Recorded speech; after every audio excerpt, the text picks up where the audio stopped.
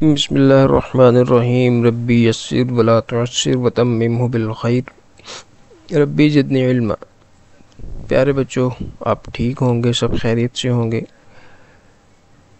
تو ہمارا جو پہلے سبق ہم پڑھ رہے تھے وہ پاکستان کی تہذیب و ثقافت کے بارے میں تھا، تو وہ سبق ہمارا مکمل ہو گیا تھا۔ آج جو ہے وہ ہم اپنا چیپٹر نمبر 11 ایک ریل کے سفر کی تصویر کھینچتا ہوں، یہ ایک نظم ہے، مزاحیہ نظم ہے، اس میں مزاح بھی ہے اور ایک تنقید بھی کی گئی ہے، ٹھیک ہے۔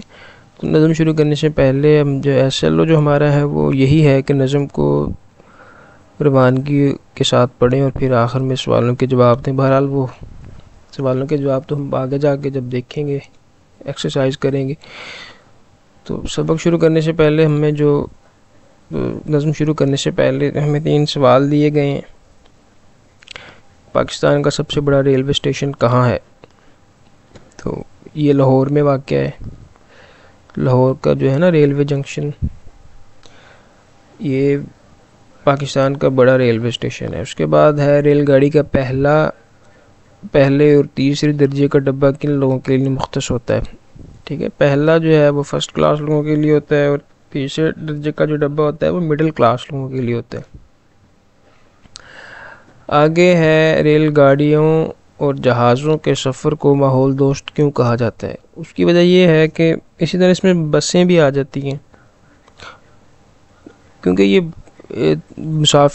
کافی زیادہ مسافروں کو بھر لیتی ہیں اور اس سے جو ہے وہ فضائی آلودگی کم ہوتی ہے۔ جیسے مثال کے طور پہ آپ دیکھیں کہ اب ریل گاڑی میں اگر 500 لوگ سفر کر رہے ہیں، وہ بجائے ریل گاڑی کے اگر اپنی گاڑیوں میں جائیں گے تو ظاہر سی بات ہے فضا میں جو ہے وہ آلودگی پھیلے گی۔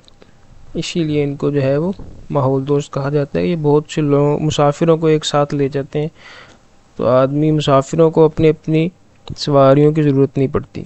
آگے ہے کہ آپ جانتے ہیں، ہمیں بتایا گیا ہے کہ پاکستان ریلوے پاکستان کی معیشت میں ریڑھ کی ہڈی کی طرح اہم ہے، جو پاکستان میں بڑے پیمانے پر آمد و رفت کی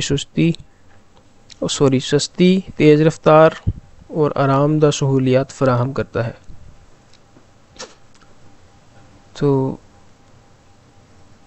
یعنی کہ یہ کہہ رہے ہیں کہ جو ریلوے ہے، پاکستان ریلوے، یہ پاکستان کی معیشت کی ریڑھ کی ہڈی ہے، یعنی کہ اہم چیز ہے، پاکستانی معیشت میں ایک بڑا کردار ادا کر رہی ہے۔ بہرحال اپنے سبق کی طرف آتے ہیں۔ تو پہلا شعر ہے کہ اسی میں ملت بیضا سما جا، کود جا، بھر جا، تیری قسمت میں لکھا جا چکا ہے تیسرا درجہ۔ اس میں ملت قوم کو کہتے ہیں، ملت بیضا سے مراد ہم مسلمان ہیں، مسافر ہیں، ٹھیک ہے۔ سماجا یعنی کہ کسی چیز میں پورا آ جانا، اس میں مل جانا، گھل مل جانا۔ تو اس شعر میں شاعر جو ہے وہ کہہ رہا ہے کہ ریل گاڑی کی طرف اشارہ کر کے کہہ رہا ہے کہ اسی کے اندر اب تجھے کیا کرنا ہے، کودنا ہے، اسی میں تو نے جانا ہے۔ تو چاہے جگہ ہے یا نہیں ہے، تو تیری قسمت میں چونکہ تیسرا درجہ لکھا جا چکا ہے اور اب تجھے اسی میں جانا ہے کسی نہ کسی طرح۔ تو مطلب اب ایسے تو نہیں ہے نا کہ اگلی بس آ جائے گی، بسوں میں تو یوں ہوتا ہے نا کہ اگلی بس آ جائے گی، چلے اس میں چلے جائیں گے، لیکن ریل گاڑی میں ایسے نہیں ہوتا۔ تو کسی نے جو بھی صورتحال ہو اسی میں ہی جانا پڑے گا۔ دوسرے شعر میں ہے کہ نہ گنجائش کو دیکھ اس میں، نہ تو مردم شماری کر، لنگوٹی کس خدا کا نام لے، گھس جا سواری کر۔ ٹھیک ہے، وہ کہہ رہا ہے کہ اب تو اس میں یہ نہ دیکھ کہ جگہ ہے یا نہیں ہے، اور نہ تو یہ گن کہ کتنے آدمی ہیں۔ گنجائش جگہ کہہ لیں آپ، مردم شماری کہتے ہیں لوگوں کو گننا۔ تو اس میں اب جگہ نہ ڈھونڈ کے اس میں جگہ ہے یا نہیں ہے اور اس میں لوگ کتنے، بس کسی نہ کسی طرح اس کے اندر گھس جا۔ لنگوٹی کس یعنی کہ تیار ہو جا، ہمت کرنا کیوں کہتے ہیں لنگوٹی؟ ویسے تو ایک محاورہ سمجھ لیں، ویسے تو لنگوٹی تہبند کو کہتے ہیں۔ تو کہہ رہے ہیں کہ ہمت کر لے، خدا کا نام لے اور اسی میں گھس جا، اب تجھے اسی میں سواری کرنی ہے اور کوئی چیز نہیں ہے۔ تو یہ جو ہے وہ ایک ہماری ایک مزاح بھی ہے اور ایک طنز سمجھ لیں یا تنقید کہہ لیں کہ ہمارے معاشرے کا صورتحال بیان کی گئی ہے۔ تیسرے شعر میں ہے، وہ کھڑکی سے کسی نے مورچہ بندوں کو للکارا، پھر اپنے سر کا گھٹرا دوسروں کے سر پہ دے مارا۔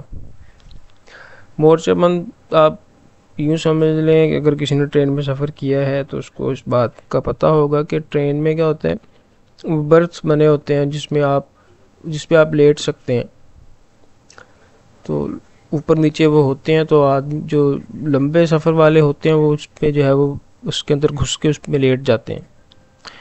تو وہ باہر سے کہہ رہا ہے کہ جب مسافر آتا ہے تو باہر سے اندر جو مورچہ باندھے اوپر ایسے چھپے لیٹے ہوتے ہیں ان کو آواز دے کے دیتا ہے، للکارتا ہے ان کو۔ ویسے تو للکارنا کہتے ہیں کسی کو مقابلے کے لیے بلانا،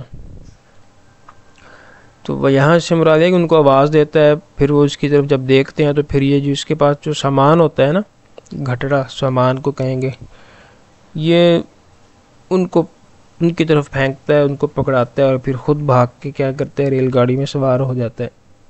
یہ انہوں نے نقشہ کھینچا ہے، اگر آپ کبھی ریلوے اسٹیشن پہ گئے ہوں۔ اب تو چونکہ جو ہے وہ چیزیں کافی ایڈوانس ہو گئی ہیں، پہلے ایسے ہوتا تھا، تو پرانی بسیں جو ہیں ان کو بھی اگر آپ نے دیکھا ہو تو ان میں بھی ایسے ہی ہوتا تھا۔ تو یہ آسان سی شعر ہیں، اس میں کوئی مشکل چیز نہیں ہے۔ آگے ہمیں 3 ہی شعر ہیں ہم نے آج کرنے، آگے اس میں ہمیں ٹھہرے اور بتائیں میں 2 سوال ہیں۔ لنگوٹی کس سے کیا مراد ہے؟ اس سے مراد ہے ہمت کرنا، تیار ہونا۔ تاج سردارہ ابھی ہم نے یہ شعر میں پڑھا نہیں ہے، نظم میں آگے آئے گا، لیکن اس کا مطلب میں آپ کو تاج سردارہ سے مراد ہے، سردارہ یہ بادشاہ تھا ایران کا، ٹھیک ہے، تاج کو کہتے ہیں، یعنی کہ سردارہ یہ نام ہے، سردارہ کا تاج، سے یہ مراد ہے، ٹھیک ہے۔ یہ آسان سی نظم ہے، اس میں کوئی مشکل چیز نہیں ہے۔ مزید اگر آپ کو اس پہ کوئی چیز نہ سمجھ آئے تو وہ مجھ سے آپ لکھ کے پوچھ لیں۔ ہوم ورک میں آپ نے یہی 2 جو کویسچن ہم نے پڑھے ہیں اس کو ہوم ورک میں کر لیں، اور یہی ہمارا آج کا سبق تھا۔ فی امان اللہ۔